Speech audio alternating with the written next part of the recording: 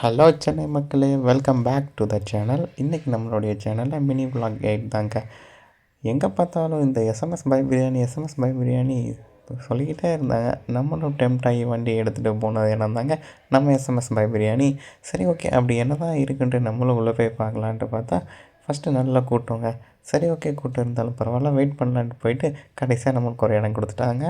போன உடனே இலையில நல்லா தண்ணியை தொளிச்சு விட்டுட்டு ஃபஸ்ட்டு 2 பன் பரோட்டா ஆர்டர் போட்டிருந்தாங்க.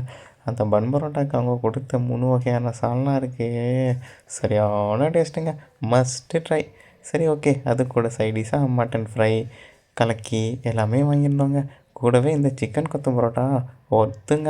அவங்க கொடுத்த 3 வகையான சால்னாவையும் அப்படியே ஒன்றா பிச்சு போட்டு அந்த சால்னாவை ஊற்றி சாப்பிடும்போது ஏங்க அப்படி இருந்துச்சு.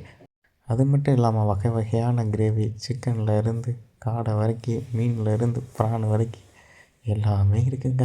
200+ வெரைட்டிஸ் ஆஃப் டிஷ்ஷஸ் வச்சுருக்காங்க.